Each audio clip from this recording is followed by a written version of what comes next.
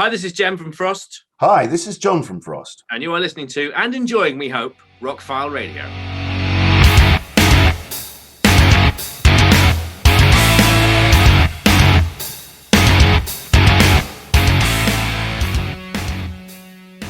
I'm Scott Hamilton, Rockfile Radio, and on the Zoom, I've got Jem Godfrey and John Mitchell of Frost. Good morning, or it's good afternoon to you guys. It is. It's just gone 4:30 here. Is that Radio 4? Just gone 4:30. Yes, yeah. And now Sarah with the travel. So, you guys have been busy in the off time. I understand the album actually started recording back in September of 2019, but we have a new Frost album coming May 14th. How exciting is this? It's certainly, well, it was a very exciting thing to be involved in. It's a very enjoyable experience. We, as I say, we decamped to Cornwall, which is in the West Country, in the foot part of the United Kingdom. And we spent a week there. Was it 6 days? And I think we sort of got the bare bones of 5 tracks down in those 6 days, which was quite, and it was nice because I think, traditionally, if you write at home, you have the habit is that you get distracted by things, right? And so there was no distractions. Apart from no real distractions. It's Cornwall. It was a nice setting to do the thing, and we kind of jerry-rigged a studio down there. Yeah, it was really, really good fun time. And then the second time we went to Dungeness, which was a bit more. It was quite Mad Max. It was. It's a little spit of land in the south coast of England, and we were in a. Jem rented us a Coast Guard's lookout tower, which is an unusual building to say the least. Wow! Quite a sort of brutalist building, and that was kind of storm. There was a lot of severe, intense weather, and it was like there's a nuclear power station like 200 meters to the right, and just the panoramic view of the English Channel, and it was quite remarkable. Lighthouse as well, just over there. Yeah. Great beams of light and the foghorn. It was just the strangest, brilliant, most weird alien place. But recording in that building, did that present unique recording challenges? It was the energy from the power station was causing the audio to click. Oh, yeah, it had all sorts of spikes and clicks and pops on it. It was, there was. I remember one night we had we invited Nathan over to get involved, and then we sort of did a Heath Robinson kind of a photo shoot, which didn't go remarkably well. And I remember sort of clattering around the beach, and Nathan lost his phone. And then we kind of went, "Oh, okay, Nathan, I'm sorry about your phone." And he kind of went home that evening. And Jem and I were sort of back at the coalface with the music. And then it got quite dark, and there was an eerie, and it was very windy outside, I remember. And there was a knock on the door and it's a big. You got to remember, this is a big metal door. You can hear it resonating through, like, "Who's that? God, who's who?" It's like the monkey's paw or something. And you're going to open it. And I don't know what we were thinking, but it was just it was a little lady saying, "I found this phone. I presume it's yours." It was like 3 miles of beach. Right. What are the chances? And they just assumed it was yours. Yeah, and he'd already gone and bought a new one. So. But at least he could transfer everything over now. Not exactly. Three flights of metal stairs to get to where we were recording, where the studio was, at the top of this tower. And John, we were upstairs, and John went, "Did you hear something? Did you just hear a knock at the door?" And I was like, "Nah," because it was blowing a gale as well. You get this. Right. You know, I'm sure there was a knock at the door. So we both stopped and we just listened about 10 seconds. It was like, no, I don't think there's anything. And John said, "We're just going to have a quick look." So we went down the 3 flights of stairs, just sort of like quite gingerly, because obviously it's kind of, it's quite atmospheric, should we say. And we get this big metal door. And we're standing by the door going, "Should we open it?" No, I'm scared. I'm a bit scared to open it. I put my ear right by the door, and at this point, this one went bang, bang, bang. We literally jumped out of our skin. And there was this little woman. "Is this your phone?" "Yes." So it was kind of the album is sort of dripping with those sorts of memories. Really, it was a very atmospheric. It was brilliant fun to make. Much more fun than any of the other ones. Well, why is it called Day and Age? Why the name? Well, it's kind of I mean, if you hear the whole album in a context, it will sort of make a sort of sense. I think the title sort of speaks for itself. It's this day and age. That leaves it mysterious. I like that. Well, that's it. We like cloaked in intrigue. That's the way it should be. Especially prog music. You don't want to spell it out for them, right? Oh, exactly right. It's kind of I hate the sort of idea of it being sort of a grumpy old man's commentary on stuff, but it's not really that. It's just more of a set of songs that are slightly, what's the word, reacting, I suppose, to our current state. Yeah. Now, you had started working on this in September of 2019. How much stuff got reworked during the pandemic or tweaked or?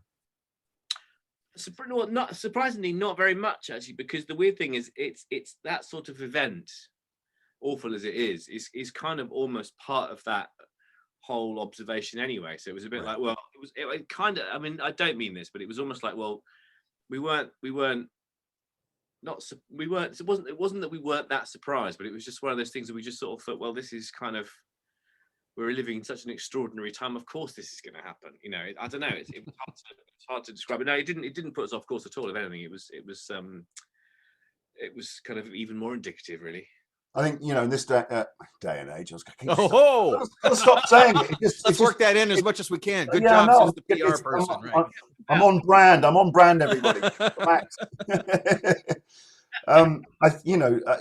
With internet speeds being what they are these days, it's very easy to, you know, to file transfer and stuff. I mean, we tried to do this in 2003 with 56k dial-up internet. That might have been a bit more of a challenge and certainly more expensive. But, you know, doing a lot of the vocals that we did, you know, because I think the idea was really, once you get a vocal down on a track, then you can start hanging stuff around it, and you know, it's an important thing to, you know. I always find it very confusing when a lot of I know I'm going to get myself in trouble. Well, I'm going to get myself in trouble anyway. Go ahead. But a lot of prog bands tend to it's like I call it cut and shut music, where you kind of, this bit of music joins this bit of music, and it's like, you know, it's like getting the back end of a Ford Zodiac and gluing it onto an Austin Allegro, and it's kind of like, well, that doesn't make any sense whatsoever. It doesn't. Yeah, flow, and then nobody knows what the lyrics are or what the melody's doing, because it's an afterthought. And for me, that's, you know, and you know, Jem, you know, coming from the, you know, the writing background, that, you know, it's the most important thing. It informs everything, and that's the most. And a lot of the vocals that we did, I mean, I think, I don't actually know, but there were certainly a lot of them. I wanted to redo some of them, and that was, you know, just setting up a mic and then sending it over. It's the work of moments, you know. And, I kept not doing it. There's an awful lot of the original vocals on the whole album, and and actually a lot of the guitar playing and keyboard playing, and I really wanted it to be that, because it's like John could have summed it up perfectly a while back. You know, it's like a postcard of your life at that point, and it's lovely to listen to those vocals. And I can, you know, sometimes think, I remember whether you were standing looking out the window, and I had this line up here, this set up here, you know, in Cornwall particularly. And I can listen back to the album, and those sorts of things are really kind of warming for me, because it's like a sort of musical diary. So I try to keep as much. It's kind of like, you know, when people ask us, you know, did you have any songs left over from 2011? It's like, well, no, because they're not relevant, are they? You know, it's kind of like, it's, you know, the energy in the time, in the space that you're in is the thing that defines it. And like Jem said, it's I mean, you know, I do remember one thing actually. I think the last song we did was Repeat to Fade, and I just remember we said, right, you know, we want this to be really kind of claustrophobic and angry, and I just went, right, okay, now you shout very loudly lots of ranty things into a microphone. I just remembered I kind of completely ruined my voice, and I couldn't speak for about 2 weeks after it, and that was I think that was the very last thing we did. And actually on the recording you can hear my voice slowly deteriorating as the song goes on. It's like, and that's the last song on the album. That is the last song on the album, yeah. I gotta say, I talked to Jem right before we started recording. I got the files over the weekend. I sit down to listen to it. I'm going, man, it's been a few years. I don't know what Frost is going to be up to. And the first song is 11 minutes and 49 seconds. I like that you timed it. Yeah, typical Frost right there. And something occurred to me at the end of the song, and this is a silly question for guys, but you're both heavily into production, not just yours, but with other people. What is the decision on why a song fades out versus a cold ending? Stupid question, but I'm listening to this 11-minute, 49-minute song, and you start fading out. And I'm like, okay. Well, here's my response to that. Yeah. I'm just going to say the 80s. Everything in the 80s faded out. I don't know anything, but not live. Nothing fades out anymore. I know. You just Frost is very good at fading itself out live. We did this song, which was the song we did when we used to get very quiet and just kind of Other Me, wasn't it? And we just like the Other Me, yeah, that's right. We did the Other Me as well. Yeah, we used to sort of we auto faded, and then we kind of leap back into action. It's this big grandiose statement, but nice. I don't think we've ever done a fade, and I think that was another reason to do one. Really? Because I was thinking that I wasn't used to that.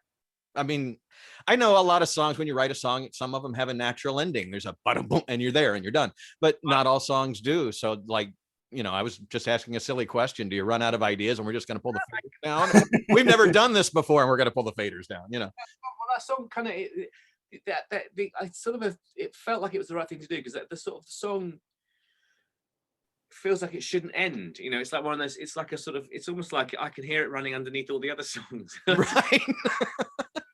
But it's sort of, I don't know, in my head it's still going. I imagine if I went back to the desk now and turned it up, it's still playing. Well, and that's the vibe I got, and then it kind of fades out, and the next song comes in, and I was fine. I mean, it's a very nice transition, but it just gave me a question. So as fades go, I give that 11 out of 10. Jem and I always talk about if you're going back to the 80s fades, it's always like you could hear it fading out, and it's obviously before when it's not all bands could afford automated mixing desks, because you can hear the fader go down, and right at the last minute, somebody hit it, panics and just yanks the fader off. So each one of you, favorite songs on the album, like when we get back to normal life, a song you might want to perform live? Day and age, definitely. Day and age. Yeah, let's pick the 12-minute song. And of course, the problem we've got now is we'll have to put an end on it. So how are we going to end it? I don't know. Maybe we won't. You can do a medley thing and go into another song. Yeah. I think we do when we were writing it. I think we were discussing. Jem said to me, "Oh, this would making it. We've never had a song. We'd make a really sort of a statement intro song, as it were. That you can imagine walking on stage to that kind of that little voiceover, and then you come on. And what a perfect way to start a gig. Insult the audience, and then jump on stage and." I'm seeing a concert video. It's very cinematic. Yeah, you're absolutely right. That's somebody I think mentioned that they thought that song was quite cinematic in the sound. It is, and I like the fact. And the other thing I think we thought about with this album was that no solos, which is kind of we think the music should speak for itself really, and often the case is with solos that you kind of find that you're kind of it's kind of like it's a go-to thing to do. Okay, what now? Okay, solo. We'll stick that here, right? Yeah, just as a sort of it's a holding pattern, isn't it? Really, but if you rely very much upon the atmosphere of the music rather than intense noodling, then I think it's a strong decision to make. Yeah, I agree. I'm glad we've made it. The thing is, we can't play any faster. We've got. I think 64th notes. I think it's about as fast as that, and I can't do 128 notes. So come on. Peaked. Well, there's always programming for that, Served me well over the years. Probably still be able to play it. So I read that on this particular album, you've used 3 different drummers and you kind of tailored the songs for each drummer's strength. So you want to talk a little bit about that and who you had on the album? Sure. Yeah, well, it was suggested that we one of the. I'm going to talk about Pat Mastelotto. I'm going to go in. I'm going to go in hard with Pat. He's. I mean, a lot of the discussions we had about when we were making this album were albums that we liked. That were really sort of relied upon. Just intelligently musical albums, God, my brain is a fud today. Tears for Fears, that being and we watched a lot of videos when we were in Cornwall, like in the evening of like live concerts and stuff, and going, wow, what a great song, and what and obviously growing up as we both did in the 80s, Mr. was like one of those seminal albums, the Welcome to the Real World record, and kind of the groove in the sort of drumming, dunk, that kind of thing, and we just automatically thought, that would be really good. In Skywards, we thought, let's let's get Pat Mastelotto, as just one does. Yeah, let's ring up Eric Clapton. He'll want to do it.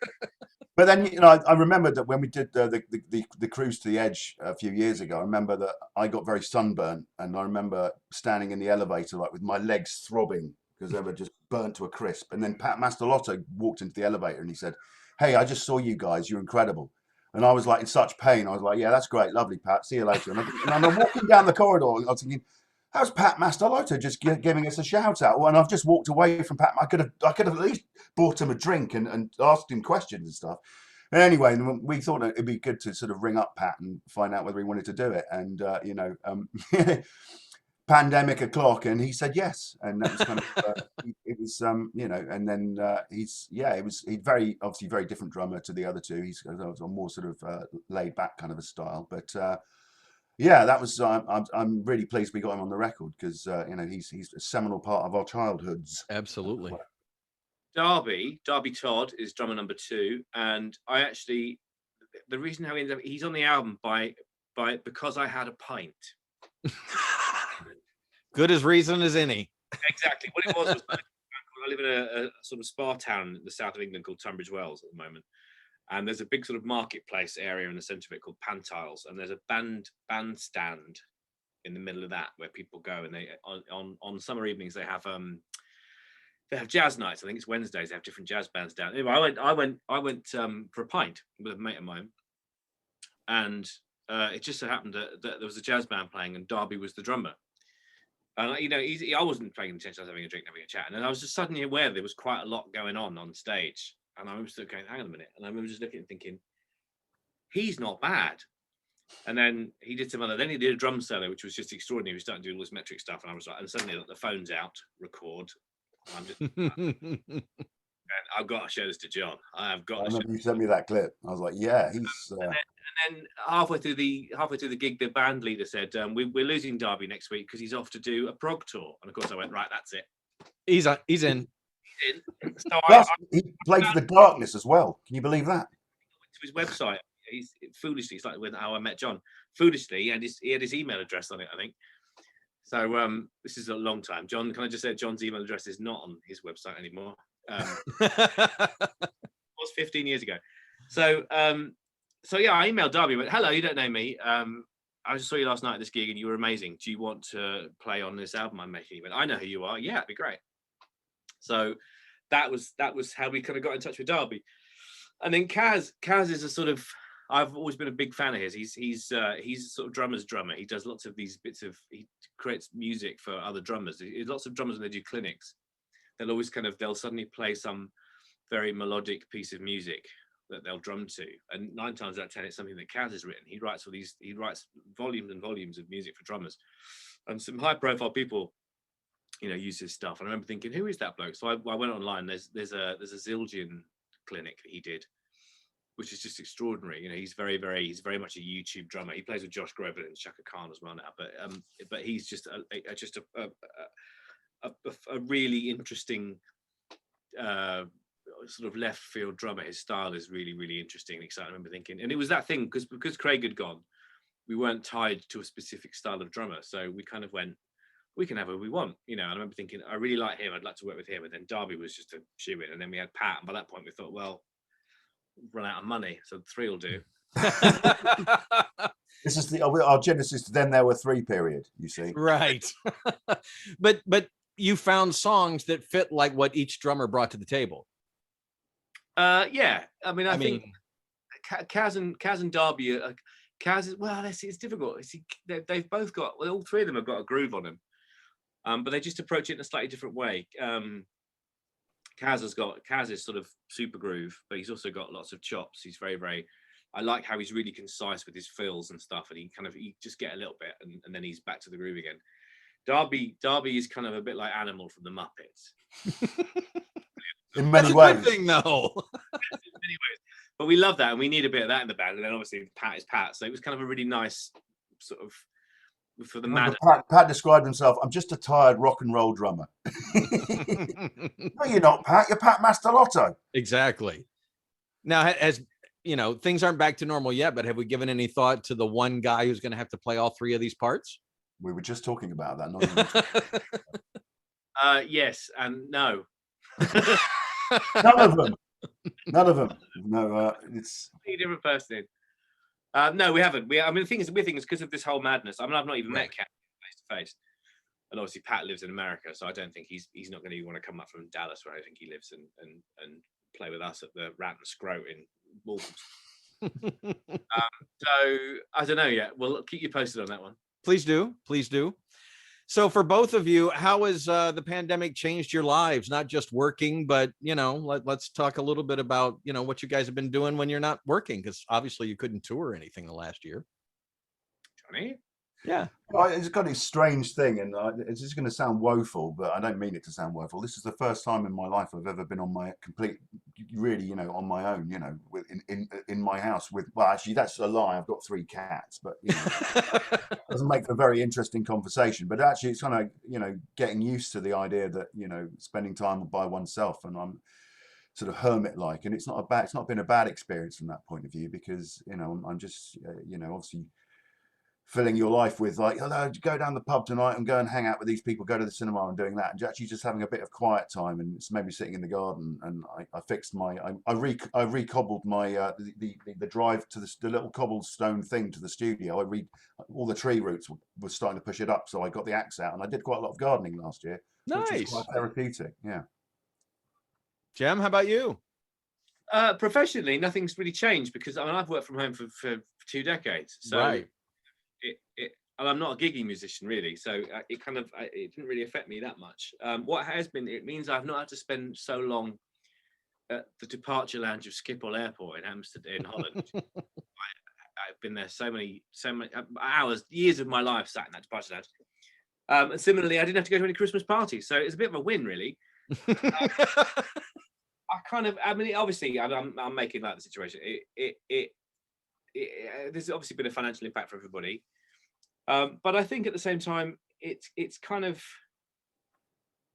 as John was saying, you know, quiet time. It has been in time for an incredible amount of reflection. I think I've put a lot of ghosts to bed, and I've written quite a few things in my head over the last year. So in many ways, it's been quite an interesting reset. You know, I mean, as I say, I know many people have suffered appallingly. But just speaking personally, you know, it's been quite zen. It's been quite peaceful, and I think quite good actually for me mentally. Right. I have to say the same thing for me. I mean, I've lost some friends, and there were some things that obviously impacted everybody negatively, but I think modern life has us so busy these days. It was nice to get that forced take a minute. You know, you can sit down and you can have some quiet time. You don't have to run somewhere. You don't have to go somewhere. You don't have to, you know, and I think we all got caught up in that so much in the early 21st century that we kind of needed somebody to put on the brakes for us, I guess, because now we kind of, I don't know about you, but I appreciate things a little bit more now. And when I do go out, it's a bigger deal. And instead of just going down to the local place again, you know. Okay. I mean, day today, case in point, and normally I would have gone whatever. This morning I got in the car and I had a little tour around and just sort of and just enjoyed the sort of beauty of the day. You know, I haven't done that in years. It's been lovely to do that, really. So right. I'm basically heading for retirement early, I think. I've got to say, it's like Jem says, it's it's quite we live we're very fortunate to live in what I consider a very beautiful country, and there's a lot of just like going for something like going for a drive and just going through driving through some woods or something with the top down. But yeah, certainly throughout this has just been I didn't know what Zoom was until this thing happened. So, Right. I've got two. Oh, by the way, I've got two hot tips for you guys. I don't know if you're thrifty like me. If you cancel or threaten to cancel your Zoom account, they offer it to you half price for 3 months. Just so you know. I didn't know that. Okay, Nice. Other thrifty tip: if you get a VPN, virtual personal whatever network thing, you can access US Netflix, and there's about 60% more content. That I've heard. Why did you right at the start of the interview give listeners, the readers, viewers, something useful? You learned something here. We're gonna have to Frost for more tips tomorrow. Yeah. Well, guys, I know you have other people to talk to and other interviews to do. Thank you so much for taking the time today. Personally, I'm a big fan. I'm thrilled to have new music from both of you gentlemen. I can't wait I've only listened to it once, so I can't wait to get more into it. It'll be in stores and downloadable, streamable on May the 14th. Guys, thank you so much for the music. Thank you, Thank you Scott. very much, Scott.